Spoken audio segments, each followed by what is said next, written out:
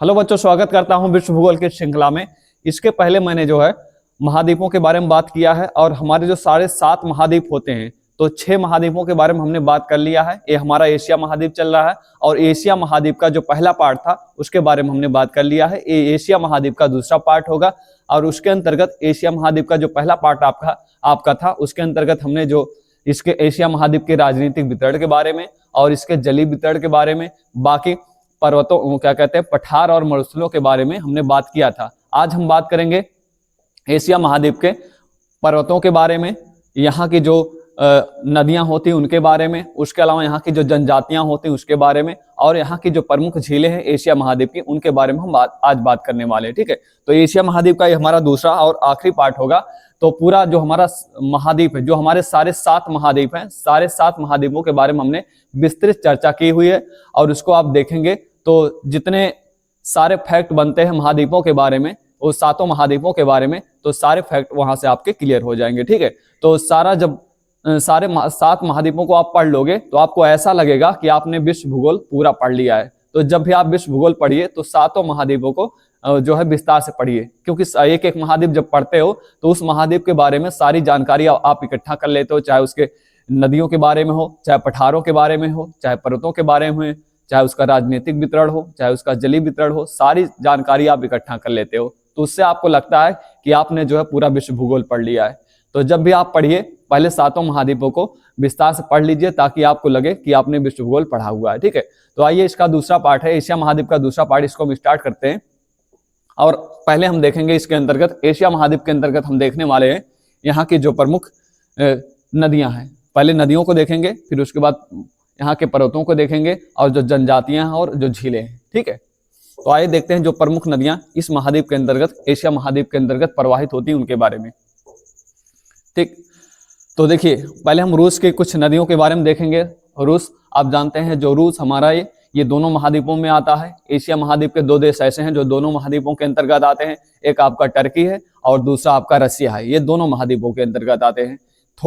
रूस का थोड़ा सा भाग यूरोप महाद्वीप में भी आता है और उसके बाद आप देखोगे जो यूराल पर्वत है, यूराल पर्वत के पूरब में जो भाग है रसिया का वो एशिया महाद्वीप के अंतर्गत आता है और यूराल पर्वत के जो पश्चिम में भाग है वो यूरोप महाद्वीप के अंतर्गत आता है, रूस का भाग। उसी तरह से टर्की देखेंगे, टर्की का थोड़ा सा भाग आता है जो इसका उत्तरी छोर है, तुर्की का जो उत्तरी छोर है इसका वो वाला भाग आता है यूरोप महाद्वीप के अंतर्गत और जो इसका संपूर्ण क्षेत्र है, ज्यादातर क्षेत्र इसका एशिया महाद्वीप के अंतर्गत आता है।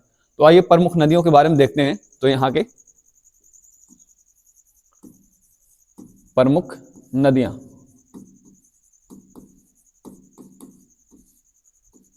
तो एशिया महाद्वीप की जब हम प्रमुख नदियों के बारे में देखते हैं तो रूस के अंदर प्रमुख नदियां कौन कौन सी हैं तो आपको यहां दिखाई देगी।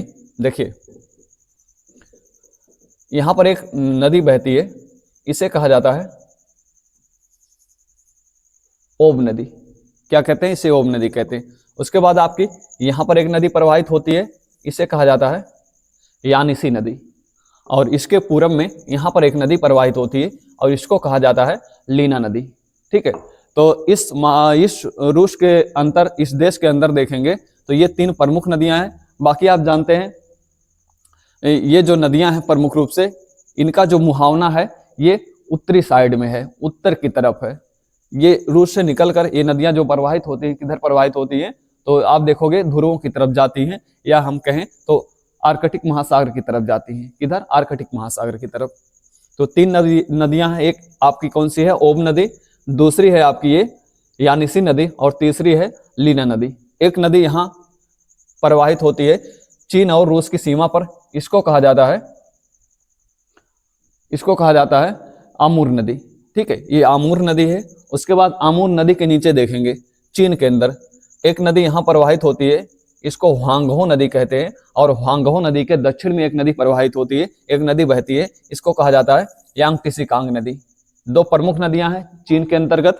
तो चीन में 2 प्रमुख नदियां कौन कौन सी हैं? जैसे हमारे यहाँ गंगा जमुना ये प्रमुख नदी कहलाती है, उसी तरह से यहाँ 2 प्रमुख नदियां आप देखोगे, एक ह्वांगहो नदी है चीन के अंदर और उसके दक्षिण में एक कौन सी नदी है उसको कहा जाता है यांगटीसी-कांग नदी। ठीक है, उसके बाद यहाँ देखोगे तो ये जो आपका दक्षिण पूर्वी एशियाई देश हैं यहाँ पर देखोगे तो यहाँ पर एक नदी है, इसको कहा जाता है मिकांग नदी। यहाँ पर इस तरह से प्रवाहित होती है, इसको क्या कहते हैं, मिकांग नदी कहते हैं, जो थाईलैंड, लाओस और कंबोडिया के अंतर्गत प्रवाहित होती है, तो इसको मिकांग नदी कहा जाता है। और यहाँ पर देखेंगे एक नदी प्रवाहित होती है, इसको कहते हैं सालबिन नदी, जो म्यांमार देश के अंदर प्रवाहित होती है, म्यांमार देश के अंदर बहती है, इसको क्या कहते हैं, इसको सालबिन नदी कहा जाता है। बाकी इसी के पश्चिम में देखेंगे, सालबिन नदी के पश्चिम में देखेंगे एक नदी है, इसको कहते हैं इरावदी नदी। इरावदी नदी ये भी म्यांमार में प्रवाहित होती है। तो इरावदी नदी और सालबिन नदी दोनों नदियां अपना मुहाना कहाँ बनाती है, तो ये बनाती है आपके बंगाल की खाड़ी के अंतर्गत, या आप कहोगे हिंद महासागर में। बाकी ये जो मिकांग नदी है ये अपना मुहाना प्रशांत महासागर में बनाती है, ठीक है, या इसे दक्षिण चीन सागर भी कहा जाता है। ये वाला भाग पूर्वी चीन सागर कहलाता है और ये वाला भाग दक्षिण चीन सागर कहलाता है, ठीक। बाकी अन्य नदियों के बारे में देखें तो यहाँ एक नदी प्रवाहित होती है, इसे गंगा नदी कहते हैं, आप जानते हैं। बाकी यहाँ से निकल के एक नदी इस तरह से लद्दाख, जम्मू कश्मीर से होते हुए पाकिस्तान प्रवाहित होते हुए कराची के पास जो अरब सागर में मुहाना बनाती है, ठीक है, अरब सागर में मुहाना बनाती है, तो ये नदी कौन सी है, इसको सिंधु नदी कहा जाता है। बाकी यहाँ से एक नदी निकलती है और ये अरुणाचल प्रदेश से प्रवेश करके भारत में प्रवाहित होते हुए पश्चिम बांग्लादेश में प्रवाहित होते हुए इस तरह से बंगाल की खाड़ी में अपना मुहाना बनाती है, इसको कहा जाता है ब्रह्मपुत्र नदी। तो एशिया महाद्वीप की ये सारी प्रमुख नदियां हैं। इसके अलावा आप देखोगे तो यहाँ पर जो नदी है जो टर्की से निकलती है दो धाराओं के रूप में, यहाँ से एक दजला और फरात धारा के रूप में निकलती है और ये प्रमुख रूप से इराक देश के अंदर प्रवाहित होती है और यह फारस की खाड़ी में अपना मुहाना बनाती है। कहाँ पे, फारस की खाड़ी में। इसको कहा जाता है इसको दजला फरात नदी कहते हैं, या इसके अलावा इसको यूफ्रेटस नदी या टिग्रिस नदी भी कहा जाता है, ठीक है, यूफ्रेटस नदी या टिग्रिस नदी कहते हैं इसको। तो ये प्रमुख नदियां हैं कहाँ की, एशिया महाद्वीप के अंतर्गत प्रवाहित होने वाली प्रमुख नदियां। बाकी यहाँ देखेंगे मध्य एशिया के अंतर्गत दो प्रमुख नदियां हैं, एक कहा जाता है आमू दरिया नदी और दूसरी नदी कहलाती है आपकी सिर दरिया नदी। तो सिर दरिया और आमू दरिया ये नदियां जो है उज्बेकिस्तान, कजाकिस्तान या किर्गिस्तान के अंतर्गत, या हम कहें तो मध्य एशिया में ये दोनों नदियां प्रवाहित होती हैं, आमू दरिया और सिर दरिया, ठीक है। तो जब भी नदियों के बारे में पूछा जाए, एशिया महाद्वीप की प्रमुख नदियों के बारे में पूछा जाए, ये सारी नदियों के बारे में आपको पता होना चाहिए। एक नदी श्रीलंका में प्रवाहित होती है, इसको कहा जाता है महाबोली गंगा। इसको क्या कहते हैं, महाबोली गंगा, श्रीलंका में प्रवाहित होती है, ठीक है। तो हम आइए विस्तार से देखते हैं इन सारी नदियों के बारे में, कौन सी नदी कहाँ पे है, और एक बार इसको हम दोबारा देखते हैं।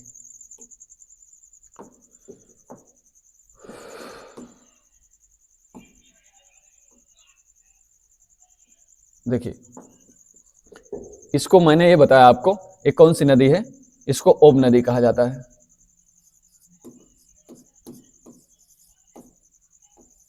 इसको ओब नदी कहते हैं और ये वाली नदी इसको यानिसी नदी कहते हैं।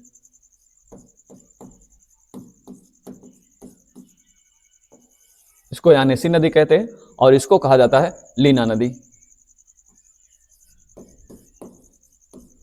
लीना नदी। और इसको कहा जाता है आमूर दरिया, ओ क्या कहते हैं, आमूर नदी।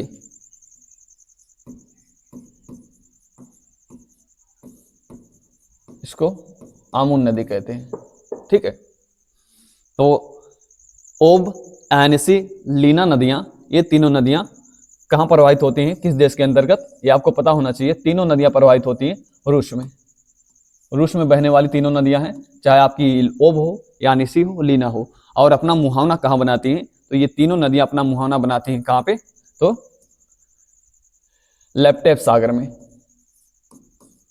लेप्टेव सागर, लेप्टेव सागर या आर्कटिक महासागर के अंतर्गत, ठीक है। तो ये उत्तर की ओर बहती हैं तीनों नदियां, ओब हो, यानिसी हो, लीना हो, किस तरफ बहती हैं, उत्तर की तरफ, ठीक। बाकी आमूर नदी, आमूर नदी ये चीन और रूस की सीमा पर प्रवाहित होती है, चीन और रूस की सीमा पर, रूस की सीमा पर। तो आपसे पूछा जाता है कौन सी नदी चीन और रूस की सीमा बनाती है, तो आमूर नदी रूस और चीन की सीमा बनाने वाली नदी है, ठीक है। बाकी इसके नीचे देखोगे तो ये आपकी, इसको कहा जाता है ह्वांगहो नदी, ह्वांगहो, ह्वांगहो नदी। और ह्वांगहो नदी ये कहाँ प्रवाहित होती है? चीन के अंदर, चीन में प्रवाहित होती है। बाकी है आपकी नीचे वाली, इसको कहा जाता है यांग टिसी कियांग।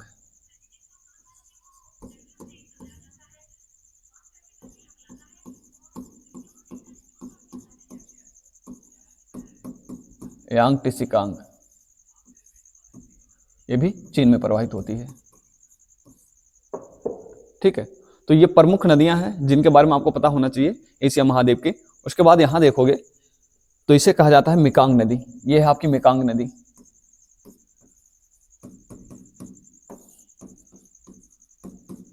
मेकांग नदी, और इसको कहते हैं साल्विन नदी।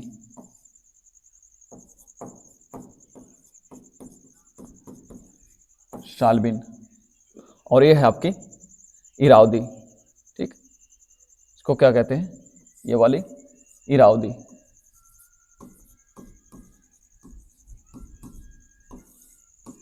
इरावदी नदी। ठीक है, बाकी है सिंधु नदी। सिंधु नदी इसको कहते हैं, और ये वाली गंगा नदी, गंगा, और ये ब्रह्मपुत्र।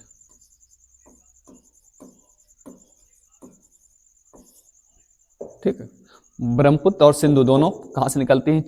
चीन से निकलती हैं, और चीन से निकलते हुए अरुणाचल प्रदेश में ये आपकी ब्रह्मपुत्र नदी प्रवेश करके बंगाल की खाड़ी में अपना मुहाना बनाती है। बाकी गंगा नदी ये आपके उत्तराखंड से निकलती है, हिमालय पर्वत से निकलती है, और ये आगे प्रवाहित होते हुए बंगाल की खाड़ी में ये भी अपना मुहाना बनाती है। ठीक है, बाकी आप देखोगे तो सिंधु नदी है। सिंधु नदी भी आपकी यहाँ चीन से निकलती है, और ऐसे लद्दाख और जम्मू कश्मीर से प्रवाहित होते हुए पाकिस्तान में प्रवाहित होते हुए सिंधु नदी कहाँ पर अपना मुहाना बनाती है? अरब सागर में, कराची के पास अपना मुहाना बनाती है। बाकी उसके बाद आप देखोगे ये दो नदियां हैं,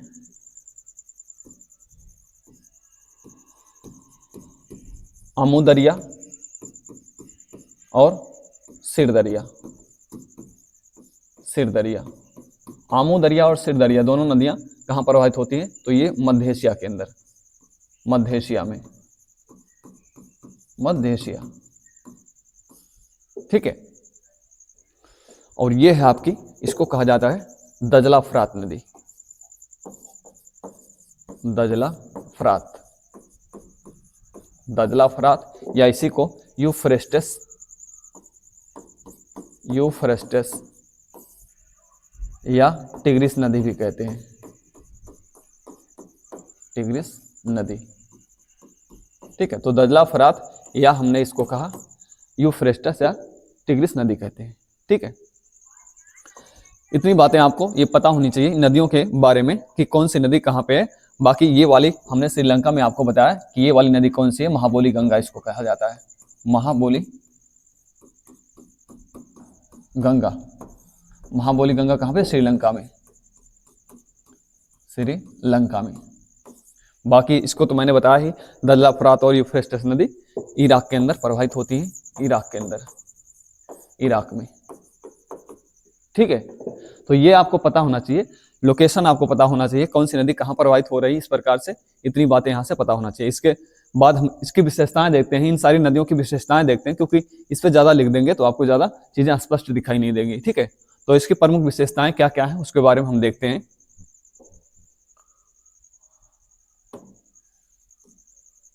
देखिए, बात करते हैं हम पहले जो है यांग टिसी कियांग नदी के बारे में।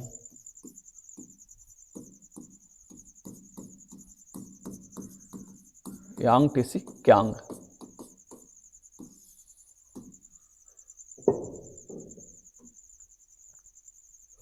यांग टिसी कियांग नदी जो है, ये जो है एशिया की सबसे बड़ी नदी कहलाती है। एशिया की सबसे बड़ी नदी, सबसे बड़ी नदी। ठीक, यांग टिसी कियांग एशिया की सबसे बड़ी नदी कहलाती है। कहाँ प्रवाहित होती है? चीन में प्रवाहित होती है, चीन में बहती है, और ये अपना मुहावना कहाँ बनाती है? तो मुहावना बनाती है, मुहावना पूर्वी चीन सागर में, पूर्वी चीन सागर। ठीक, पूर्वी चीन सागर में अपना मुहाना बनाती है। बाकी दूसरी नदी है आपकी, इसको हुआंगहो नदी कहा जाता है। हुआंगहो नदी, और हुआंगहो नदी इसको पीली नदी कहा जाता है। पीली नदी, हुआंगहो नदी को पीली नदी कहते हैं, या चीन का शोक कहा जाता है। चीन का शोक कहते हैं। और ये अपना मुहाना कहाँ बनाती है? ये बनाती है पूर्वी चीन सागर में।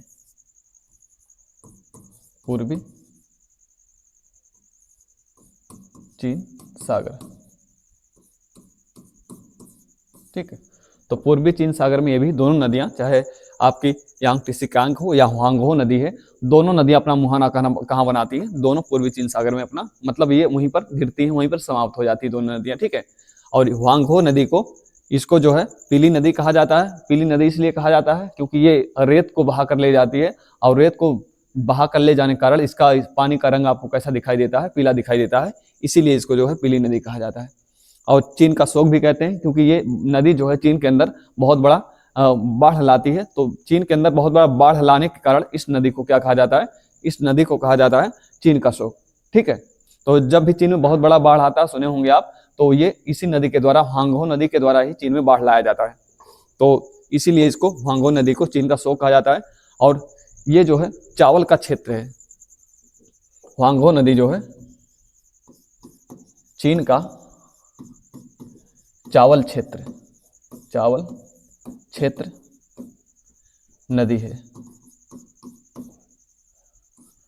तो जो सबसे ज्यादा चावल का उत्पादन होता है विश्व में, चावल का उत्पादन आप जानते हैं सबसे ज्यादा चावल का उत्पादन कौन करता है? तो विश्व में सबसे ज्यादा चावल का उत्पादन चाइना ही करता है। और सबसे ज्यादा चावल का उत्पादन कहाँ होता है चाइना के अंदर? तो हुआंगहो नदी के तराई के क्षेत्र में।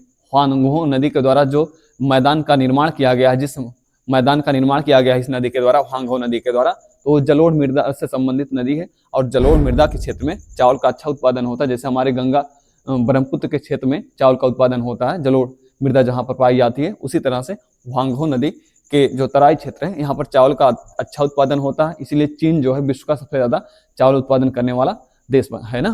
तो सबसे ज्यादा चावल उत्पादन करने वाला देश कौन है? चाइना है। और ये चीन के किस नदी के किनारे? हुआंगहो नदी के किनारे चावल का उत्पादन ज्यादा होता है।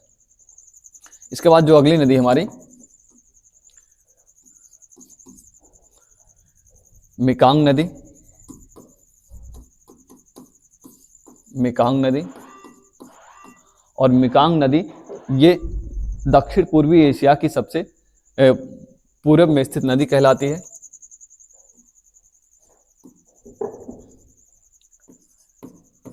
एशिया की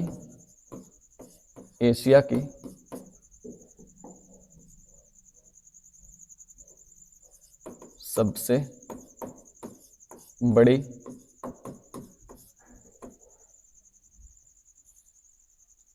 पूर्वी नदी कहलाती है। पूर्वी नदी कहलाती है। और ये कंबोडिया,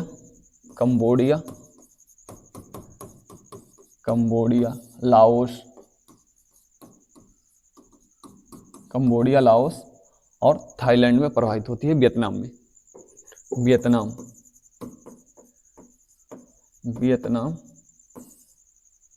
और थाईलैंड में प्रवाहित होती है। थाईलैंड में, ठीक। तो ये जो आपकी मेकांग नदी है, ये एशिया के पूर्वी क्षेत्र में देखेंगे तो सबसे बड़ी बहने वाली नदी है, सबसे बड़ी प्रवाहित होने वाली नदी है। और इसके अंतर्गत कंबोडिया है, लाओस है, वियतनाम, थाईलैंड, इस देश में ये प्रवाहित होने वाली नदी मेकांग नदी। उसके बाद आपकी साल्विन नदी है। तो साल्विन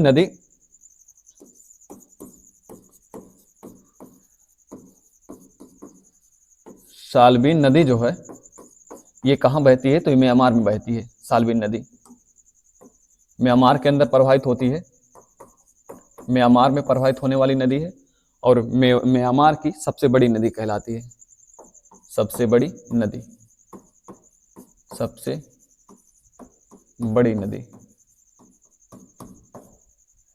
ठीक है। तो म्यांमार की सबसे बड़ी नदी कौन सी है? आपकी साल्विन नदी है। और कहाँ प्रवाहित होती है? म्यांमार के अंदर। और इसके बाद आपकी है इरावदी नदी। इरावदी नदी की क्या विशेषता है? इरावदी नदी, और ये भी जो है म्यांमार के अंदर ही प्रवाहित होती है। म्यांमार में बहने वाली नदी है इरावदी नदी, और म्यांमार में बहती है।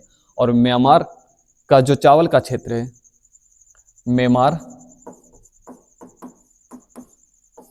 का चावल क्षेत्र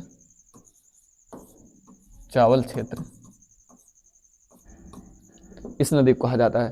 तो जो चावल का उत्पादन होता है म्यांमार के अंदर भी जो है अच्छा चावल का उत्पादन होता है। म्यांमार में देखेंगे, थाईलैंड में देखेंगे, तो इन दोनों देशों में चावल का उत्पादन अच्छा होता है। थाईलैंड को जो है चावल का कटोरा भी कहा जाता है, तो थाईलैंड को चावल का कटोरा भी कहते हैं।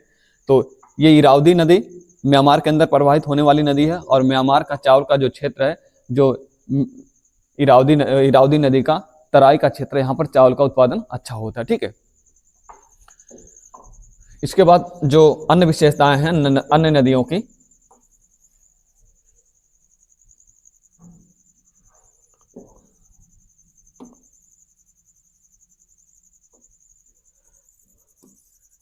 वो है आपकी दजला फरात नदी। दजला फरात नदी,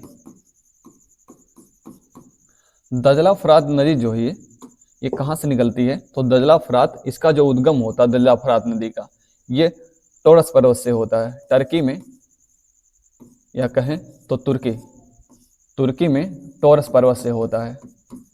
टोरस पर्वत से निकलती है, और ये दो धाराओं के रूप में, एक दजला और एक फरात धाराओं के रूप में निकलती है। और ये कहाँ मिलती है? तो दो धाराओं के रूप में, दो धाराओं के रूप में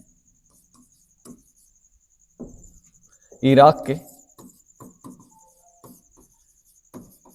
अल-बसरा शहर में, अल-बसरा शहर में। ठीक है, और इराक की जो राजधानी बगदाद इसी नदी के तट पर बसा हुआ है। बगदाद,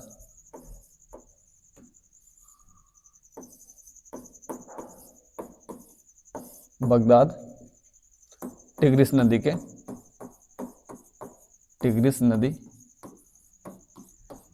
तट पर बसा है। ठीक है, तो ये दजला फरात नदी, या इसी को क्या कहते हैं, या इसी को यूफ्रेटस या टिग्रिस नदी भी कहा जाता है। यूफ्रेटस या टिग्रिस नदी। ठीक है, तो दजला फरात नदी कहें या टिग्रिस नदी कहें या यूफ्रेटस नदी कहें, तो दजला फरात नदियों को ही कहा जाता है। और आप देखोगे तो दजला फरात दो धाराओं के रूप में जब टोरस पर्वत से, तुर्की के टोरस पर्वत से निकलती है और इराक के अंदर प्रवेश करती है, इराक के अल-बसरा शहर में दोनों धाराएं मिलकर वहां से टिग्रिस नदी कहलाती हैं। और टिग्रिस नदी के किनारे ही आपका जो इराक की राजधानी है बगदाद शहर, वहां पर बसा हुआ है। ठीक है, बाकी दोनों कहाँ मिलती हैं दो धाराएं? तो अल-बसरा शहर में, इराक के अल-बसरा शहर में दजला और फरात दो धाराओं के रूप में निकलती हैं। बाकी दजला और फरात के मध्य में दोआब का क्षेत्र है इस नदी के अंतर्गत, उसको दोआब का, दजला फरात का दोआब कहा जाता है। ठीक है, तो जब भी नदियों के बारे में पूछा जाए, बाकी सारी नदियों के बारे में, जैसे आपका गंगा हो गया, गंगा नदी हो गई, उसके अलावा ब्रह्मपुत्र नदी हो गई, सिंधु नदी हो गई, उनके बारे में हम जब भारत का भूगोल पढ़ेंगे, भारत की नदियों के बारे में पढ़ेंगे, तो उस नदियों के बारे में वहां से विस्तृत चर्चा करेंगे, क्योंकि उन नदियों के बारे में बहुत सारा क्वेश्चन हमसे पूछा जाता है, भारत के अंदर प्रवाहित होती है, तो विस्तृत चर्चा उसकी वहां पर करेंगे। ठीक है, यहाँ पर हम देख रहे हैं एशिया महाद्वीप के अंतर्गत प्रमुख प्रवाहित होने वाली नदियों के बारे में। ठीक, इतनी बातें आपको पता होनी चाहिए। बाकी देखते हैं जो यहाँ की प्रमुख झीलें हैं, इस महाद्वीप के अंतर्गत जो प्रमुख झीलें हैं उनके बारे में।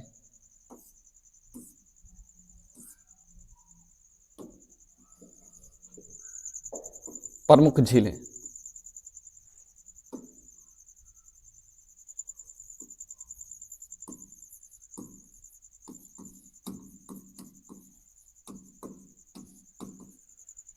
प्रमुख झीलों के अंतर्गत आप देखोगे तो प्रमुख झीलें इस महाद्वीप के अंतर्गत, एशिया महाद्वीप के अंतर्गत, आप जानते हो विश्व की जो सबसे बड़ी झील है इसी महाद्वीप के अंतर्गत स्थित है।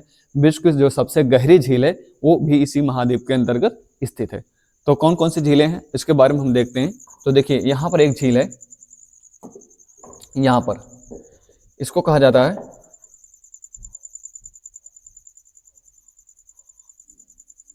कैस्पियन सागर झील। ठीक है, इसको इधर बनाते हैं कैस्पियन सागर झील। ठीक है, उसके बाद यही छोटी सी एक झील और है, उसको कहा जाता है अरल सागर झील। कैस्पियन सागर और उसी के पूरब में एक झील है, उसको अरल सागर झील कहते हैं। बाकी यहाँ देखोगे तो यहाँ पर एक झील है, इसको बैकाल झील कहा जाता है, जो विश्व की सबसे गहरी झील कहलाती है। तो विश्व की सबसे बड़ी झील कैस्पियन सागर झील है, यहाँ पर है। और विश्व की दूसरी जो सबसे बड़ी झील है उसी के साइड में उसको अरल सागर झील कहा जाता है, तो यहाँ पर है। बाकी जो सबसे गहरी झील आप जानते हो वो बैकाल झील है, रूस के अंदर स्थित है। और इसके अलावा देखोगे तो यहाँ पर एक किर्गिस्तान के अंदर एक झील है, इसको इस्कुल झील कहा जाता है। क्या कहते हैं? इस्कुल झील। तो इस्कुल झील है। और इसके अलावा यहाँ पर कजाकिस्तान के अंदर एक झील है, इसको क्या कहते हैं? उसको कहा जाता है बालकस झील, बालकस झील कहते हैं। ठीक। और ईरान के अंदर एक झील स्थित है, इसको कहते हैं उमरिया झील, उमरिया झील। ठीक। और जो इस महाद्वीप के अंदर, एशिया महाद्वीप के अंदर सबसे ऊंचाई पर स्थित झील है, सबसे ऊंचाई पर स्थित झील कौन सी है? तो यहाँ देखोगे तो इसको पेंगोंग झील कहा जाता है, जो आपके चीन और भारत के बॉर्डर पर अक्साई चीन के क्षेत्र में स्थित है पेंगोंग झील, जो इस महाद्वीप की सबसे ऊंचाई पर स्थित झील कहलाती है। बाकी देखोगे कंबोडिया के अंदर यहाँ पर एक झील, इसको टांसले सेप झील कहा जाता है। और इसके नीचे इंडोनेशिया के अंदर देखोगे तो इंडोनेशिया में एक झील है, इसे कहा जाता है,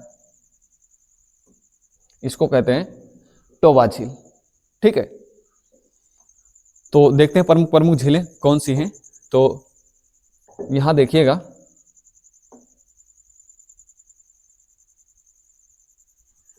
इसको कहा जाता है, इसको हम क्या कहते हैं? ये है आपकी कैस्पियन सागर झील।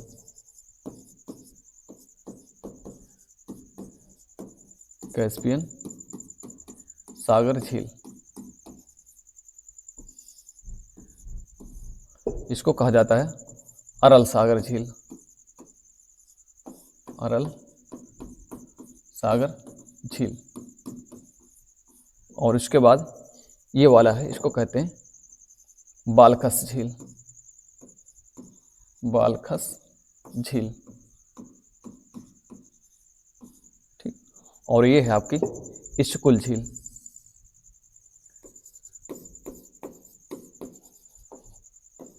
इस्कुल झील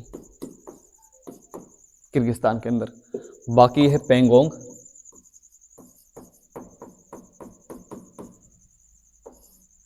पेंगोंग झील। और इसको कहा जाता है उमरिया झील, उमरिया झील। ये है आपकी टॉन्सले सेप झील, टॉन्सले सेप।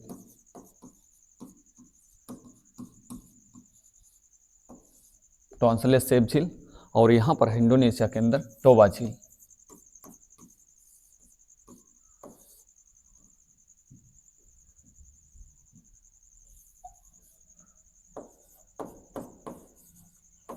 टोबा झील। ठीक है। और इसको कहते हैं बैकाल झील।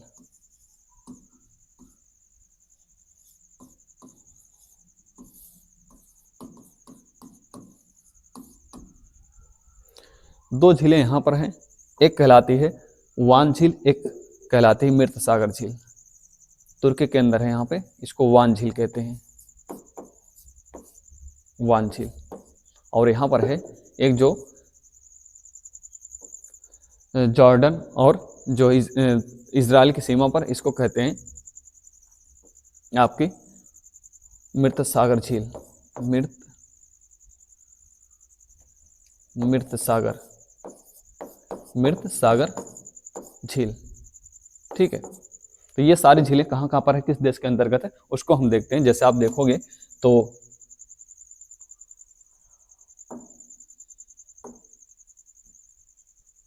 इससे देखते हैं, देखिए जब भी आपसे पूछा जाए बैकाल झील, बैकाल झील कहाँ पे है, तो आप जानते हो रूस के अंदर ये झील है, बैकाल झील रूस के अंदर है। बाकी बालकस झील, तो बालकस झील जो है कजाकिस्तान के अंदर है, कजाकिस्तान, कजाकिस्तान के अंदर है बालकस झील। और अरल सागर झील जो है इसको देखते हैं 4-5 देशों के अंतर्गत, इसको तो अभी पीछे देखेंगे। बाकी बालकस झील कजाकिस्तान, पैंगोंग झील ये चीन, चीन और भारत की सीमा पे, भारत की सीमा के अंतर्गत है। टांसले सेप जो झील है, ये टांसले सेप झील ये कंबोडिया के अंदर है, कंबोडिया में, ठीक। और आपकी जो टोबा झील है, टोबा झील किस देश के अंदर स्थित है? इंडोनेशिया के अंदर, इंडोनेशिया। बहुत ज्यादा पूछा जाता है टोबा झील किस देश में है, तो इंडोनेशिया के अंतर्गत स्थित है, ठीक है, टोबा झील। बाकी आप देखोगे उमरिया झील, उमरिया झील जो है ईरान में है, ईरान देश के अंदर स्थित है उमरिया झील, ईरान में। बाकी आपकी जो है इस्कुल झील, इस्कुल झील जो है ये आपकी किर्गिस्तान में है, किर्गिस्तान, इस्कुल झील, ठीक है। बाकी अरल सागर झील जो है ये 2 देशों के अंतर्गत है, अरल सागर। एक आपका जो है कजाकिस्तान है, कजाकिस्तान, और दूसरा जो है उज्बेकिस्तान, उज्बेकिस्तान, ठीक है, 2 देशों के अंदर। बाकी कैस्पियन सागर झील ये 5 देशों के अंतर्गत स्थित है। पीछे हम इसको देखते हैं जब विशेषताएं देखेंगे, ठीक है। तो ये हो गया, यहाँ से आपने देख लिया होगा कि कौन सी झील किस देश के अंतर्गत स्थित है। थोड़ा इसको ध्यान से आप देख लोगे तो सारी चीजें यहाँ से क्लियर हो जाएंगी। बाकी देखते हैं इनकी क्या क्या विशेषताएं प्रमुख रूप से, ये आपको पता होना चाहिए। बाकी मैंने ये आपको बता दिया, बान झील कहाँ पे है? तुर्की के अंदर। ये कहाँ पे है? तुर्की देश में, बान झील तुर्की में है। और मृत सागर झील जो है ये जॉर्डन और इजराइल की सीमा पर है, इजराइल, ठीक है। आइए इनकी विशेषताएं देखते हैं, क्या प्रमुख विशेषताएं हैं या किसको किस प्रकार से देखा जाता है इन सारी झीलों को। तो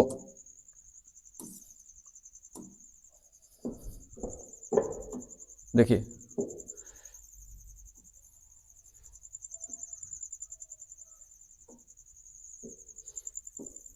पहले हम देखते हैं कैस्पियन सागर झील, जो विश्व की सबसे बड़ी झील कहलाती है, आप जानते हैं कैस्पियन सागर झील, कैस्पियन सागर झील। और कैस्पियन सागर झील, इसकी क्या प्रमुख विशेषता है इस झील की? तो कैस्पियन सागर जो झील है, कैस्पियन सागर से झील विश्व की सबसे बड़ी झील कहलाती है, विश्व की सबसे बड़ी झील, सबसे बड़ी झील। इसके अलावा विश्व की सबसे अधिक खारे पानी की झील, सबसे बड़ी खारे पानी की झील, विश्व की सबसे बड़े खारे पानी की झील कहलाती है, सबसे बड़ी खारे पानी की झील, खारे पानी की झील, ठीक है। तो अगर आपसे पूछा जाए विश्व की सबसे बड़ी झील कौन सी है, आप जानते हो कैस्पियन सागर झील विश्व की सबसे बड़ी, क्षेत्रफल के अनुसार सबसे बड़ी झील कहलाती है। या अगर देखें तो विश्व की सबसे बड़ी खारे पानी की झील, क्षेत्रफल के अनुसार, तो विश्व की जो सबसे बड़ी खारे पानी की झील है कौन सी हो, वो भी आपकी कैस्पियन सागर झील है, ठीक है। और ये कैस्पियन सागर झील जो है 5 देशों के अंतर्गत विस्तृत है। आप देखेंगे 5 देश, और वो 5 देश कौन कौन से हैं? 5 देश कौन कौन से हैं? तो आप देखोगे तो ये कजाकिस्तान, ठीक है, कजाकिस्तान। और कजाकिस्तान के अलावा आपका तुर्कमेनिस्तान,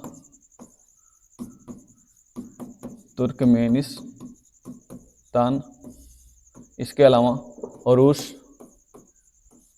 रूस के अलावा आपका अजरबैजान, और अजरबैजान के अलावा आपका ईरान, ठीक। इन 5 देशों में विस्तृत है, 5 देशों के अंतर्गत आती है ये झील, कौन सी? कैस्पियन सागर झील। तो 3-4 बातें याद रखिएगा यहाँ से। कैस्पियन सागर झील विश्व की सबसे बड़ी झील कहलाती है और विश्व की सबसे बड़ी खारे पानी की झील भी कहते हैं। बाकी 5 देशों के अंतर्गत कजाकिस्तान, तुर्कमेनिस्तान और रूस, अजरबैजान और ईरान के अंदर ये झील आपकी स्थित है, ठीक है। बाकी इसके बाद अगली जो झील हमारी अरल सागर झील है, अरल सागर झील और जो अरल सागर झील है, ये झील आपको कजाकिस्तान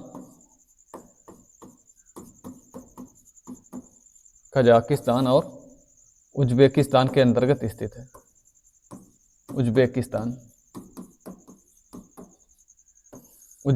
के अंदर स्थित है, ठीक है। उसके बाद जो अगली झील हमारी वो है आपकी वान झील।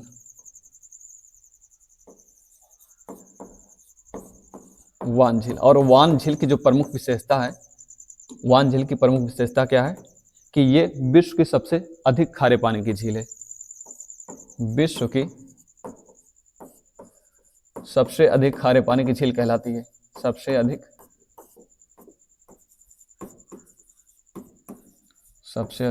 खारे पानी की झील,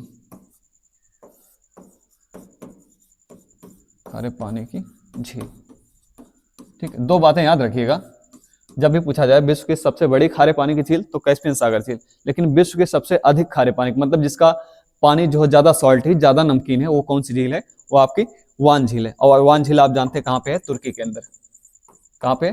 तुर्की देश के अंदर वान झील है, ठीक है, जो विश्व की सबसे अधिक खारे पानी की झील कहलाती है।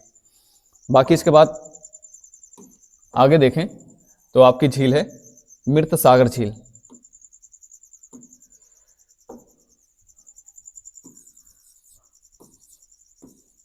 मृत सागर झील, और इसकी जो विशेषता है, मृत सागर झील की जो विशेषता है, क्या विशेषता है इसकी? तो मृत सागर झील ये सबसे पृथ्वी सतह पर सबसे निचले स्तर पर स्थित है। तो सबसे निचले स्तर पर झील कौन सी स्थित है? तो आपकी मृत सागर झील है। और मृत सागर झील ये इजराइल और जॉर्डन की सीमा पर है। इजराइल और जॉर्डन की सीमा पर,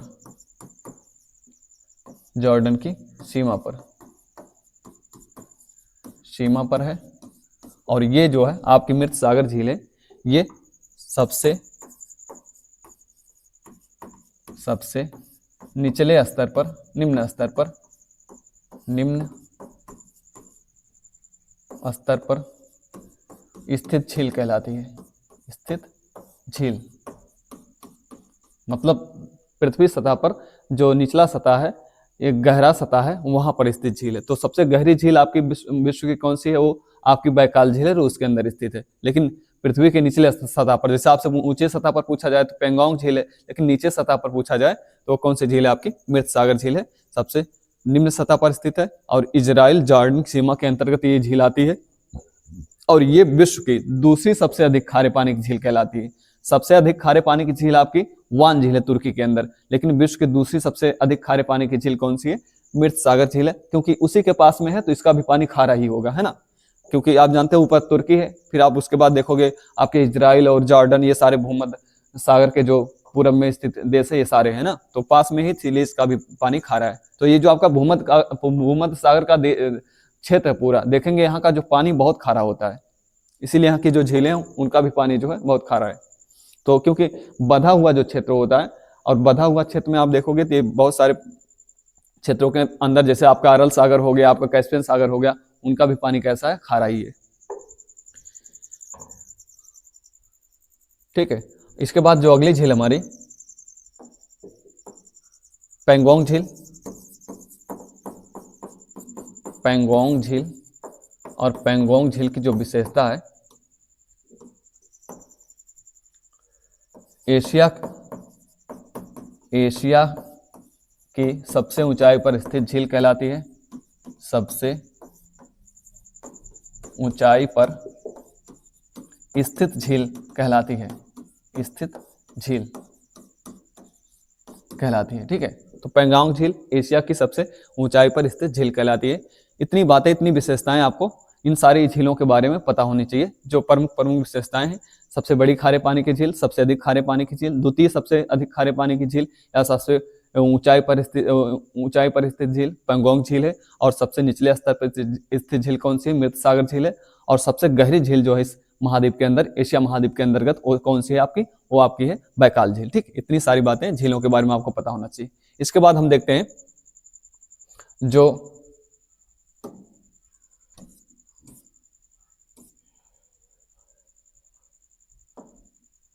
प्रमुख पर्वत हैं इस महाद्वीप के अंदर, एशिया महाद्वीप के अंदर। जैसे आप देखोगे प्रमुख पर्वतों के अंतर्गत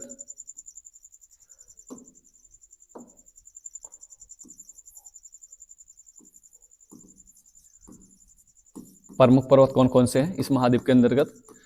तो प्रमुख पर्वतों में जैसे हमारा जो सबसे बड़ा पर्वत हो गया इस महाद्वीप के अंदर, वो कौन सा होगा, हिमालय पर्वत होगा। हिमालय पर्वत के अलावा देखोगे कुनलुन पर्वत श्रृंखला है, हिंदुकुश पर्वत श्रृंखला है, उसके अलावा किर्थर श्रेणियां हैं, साल्ट रेंज है, या उसके अलावा आप देखोगे अराकानियोमा पर्वत श्रेणी है, टॉरस पर्वत श्रेणी है, पोंटिंग पर्वत श्रेणी है, बहुत सारी पर्वत श्रेणियां हैं। उसको हम देखते हैं कौन सी पर्वत श्रेणी कहाँ पर है। तो देखिए यहाँ पर आप एक देखोगे पर्वत श्रेणियों के अंतर्गत, तो यहाँ दो पर्वत श्रेणियां हैं टर्की के अंदर या तुर्की देश के अंदर। एक को कहा जाता है पोंटिक पर्वत श्रृंखला और दूसरी आपकी जो है इसको कहा जाता है टॉरस पर्वत श्रृंखला। उसके बाद यहाँ देखोगे ईरान के अंदर एक पर्वत श्रृंखला है, इसको जाग्रोस पर्वत श्रृंखला कहते हैं, और दूसरी जो पर्वत श्रृंखला है ईरान के अंदर इसको कहा जाता है एल्ब्रुज पर्वत श्रृंखला। ठीक है। उसके बाद आप यहाँ देखोगे तो यहाँ पर पाकिस्तान के अंदर 3 श्रेणियां दिखाई देती हैं। एक आपकी जो है सुलेमान श्रेणी है, दूसरी जो है किर्थर श्रेणी है, और इसके अलावा एक तीसरी जो है वो साल्ट रेंज श्रेणी है। ठीक है, पाकिस्तान के अंदर। उसके बाद यहाँ देखोगे पामीर के पठार से 3 पर्वत श्रेणियां निकलती हैं। एक जो चाइना की तरफ जाता है इसको त्यांशान पर्वत श्रेणी कहते हैं, और एक जो हिमालय पर्वत की तरफ विस्तृत है इसको कहते हैं कुनलुन पर्वत श्रेणी, और एक जो पाकिस्तान और अफगानिस्तान की सीमा की तरफ विस्तृत है इसको कहा जाता है हिंदुकुश पर्वत श्रेणी। ठीक है, ये प्रमुख पर्वत श्रेणियां हैं। बाकी 3-4 देशों के अंदर चीन और भारत, नेपाल, भूटान, या उसके अलावा कह दें तो हम जो है म्यांमार के अंदर, ये इन सारे देशों के अंदर जो पर्वत श्रृंखला विस्तृत है। और इस महाद्वीप की, एशिया महाद्वीप की जो सबसे लंबी पर्वत श्रृंखला है वो आपकी कौन सी है, वो आपकी हिमालय पर्वत श्रृंखला। ठीक है। और हिमालय पर्वत का जो पूर्वी भाग है जो म्यांमार क्षेत्र के अंतर्गत आता है, म्यांमार के अंतर्गत आता है, इसको कहा जाता है अराकानियोमा पर्वत श्रेणी। ठीक,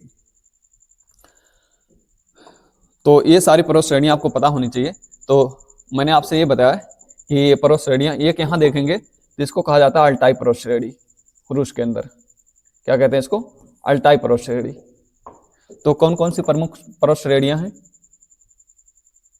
तो यहाँ देखिएगा इसको कहा जाता है पोंटिक पर्वत श्रेणी, पोंटिक पर्वत। और ये है आपकी, इसको कहते हैं हम टॉरस पर्वत श्रेणी, टॉरस पर्वत। और इसको कहा जाता है जाग्रोस पर्वत, ईरान के अंदर है जाग्रोस, और दूसरी जो ईरान के अंदर है इसको हम कहते हैं एल्ब्रुस। ठीक है। बाकी ये है, इसको कहते हैं किर्थर सुलेमान श्रेणी, सुलेमान। एक दूसरी है आपकी किर्थर पर्वत श्रृंखला या किर्थर पर्वत श्रेणी, और ये है आपकी, इसको कहते हैं साल्ट रेंज, या नमक की श्रेणी भी कहते हैं इसको, साल्ट रेंज। ठीक है। बाकी जो सबसे लंबी पर्वत श्रृंखला इस महाद्वीप की आप जानते हैं, इसको हिमालय पर्वत श्रृंखला कहते हैं। हिमालय है जो बलित पर्वत का उदाहरण है या मोरदार पर्वत का उदाहरण है। बाकी ये अराकानियोमा है, अराकानियोमा म्यांमार के अंदर, और इसको कहा जाता है अल्टाई पर्वत श्रृंखला। ठीक। और इसको कहते हैं त्यांशान श्रेणी, त्यांशान, और इसको कहते हैं कुनलुन।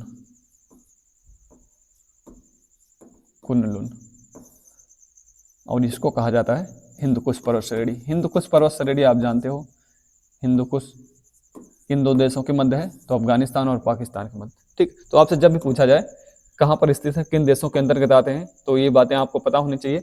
मैंने आपको बताया ये पोंटिंग और टॉरस, ये दोनों पर्वत श्रेणियां किस देश के अंदर, तो तुर्की के अंदर।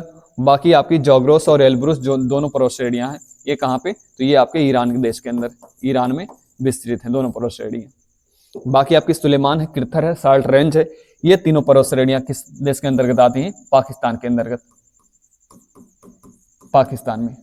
साल्ट रेंज को नमक की श्रेणियां भी कहा जाता है। तो आपसे पूछा जाता है नमक की श्रेणियां किस देश में स्थित है या किस देश में विस्तृत है, तो आपको इतनी बातें यहां से पता होनी चाहिए, ठीक है।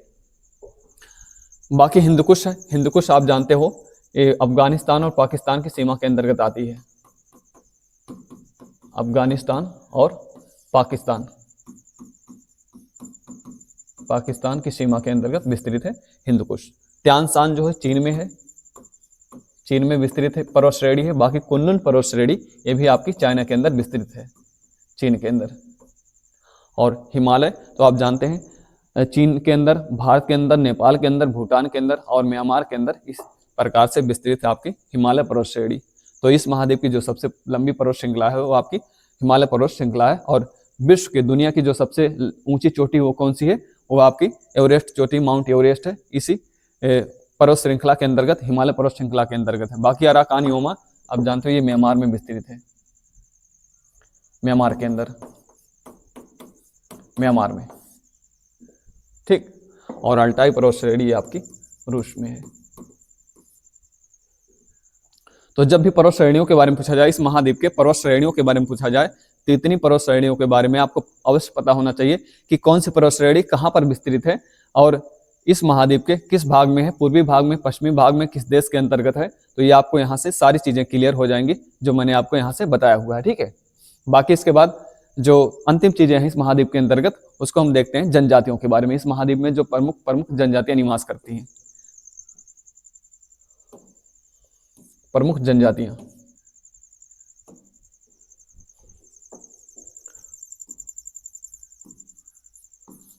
प्रमुख जनजातियां,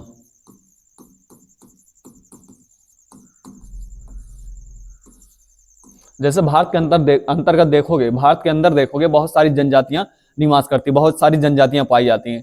तो भारत की जनजातियों के बारे में हम तब पढ़ेंगे जब भारत का भूगोल पढ़ेंगे, तो एक एक जनजातियों के बारे में वहां विस्तृत चर्चा करेंगे। यहाँ हम जो है एशिया महाद्वीप के प्रमुख जनजातियों के बारे में पढ़ रहे हैं। तो देखिए जो प्रमुख जनजातियां इस महाद्वीप में आपको दिखाई देती हैं, इस महाद्वीप में जो आपको दिखाई देती हैं जनजातियां, वो कौन कौन सी हैं, तो देखिएगा यहाँ पर देखोगे एक जनजाति है रूस के अंदर, इसको याकूत जनजाति कहा जाता है। उसके अलावा देखोगे तो यहाँ पर एक जनजाति है, यहाँ पर उसको जो इराक और तुर्की की सीमा के अंतर्गत आता है, इसको कुर्द जनजाति कहते हैं। और एक तुर्की के अंदर है, इसको तुर्क जनजाति कहते हैं।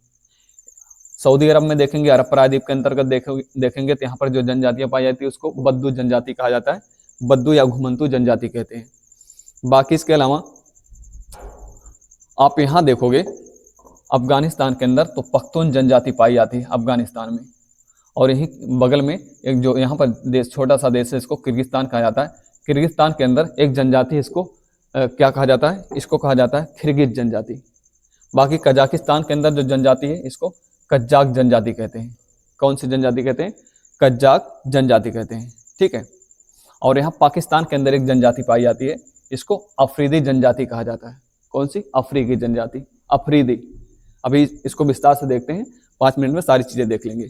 बाकी यहाँ एक जनजाति है बांग्लादेश के अंदर, 2 जनजातियां, एक जनजाति रोहिंग्या है और रोहिंग्या के अलावा एक दूसरी जनजाति है, इसको चकमा जनजाति कहते हैं।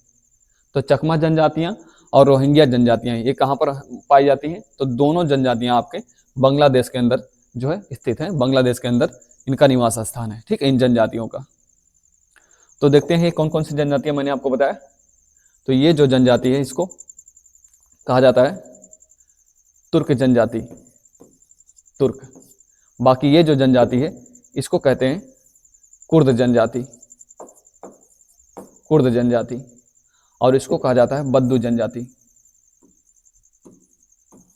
बद्दू, ठीक।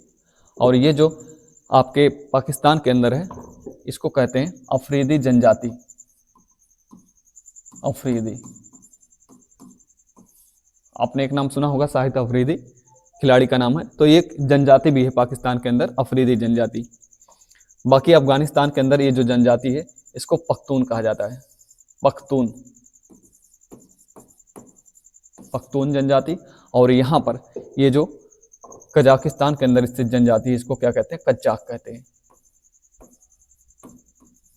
कजाक जनजाति कहते हैं, ठीक। और ये वाली जनजाति, इसको खिरगिज कहा जाता है, खिरगिज, खिरगिज जनजाति। और इसको मैंने आपको बताया कि इसको क्या कहते हैं, जो बांग्लादेश के अंदर दो प्रमुख जनजातियां हैं, तो इसमें से एक जनजाति आपकी, इसको क्या कहते हैं, इसको कहते हैं रोहिंग्या, रोहिंग्या।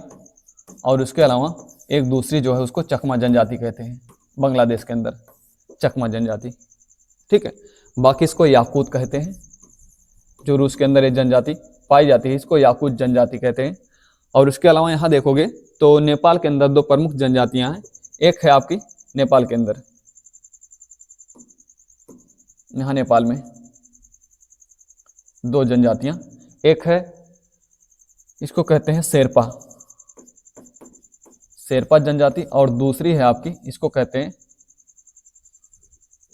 भोरपा जनजाति,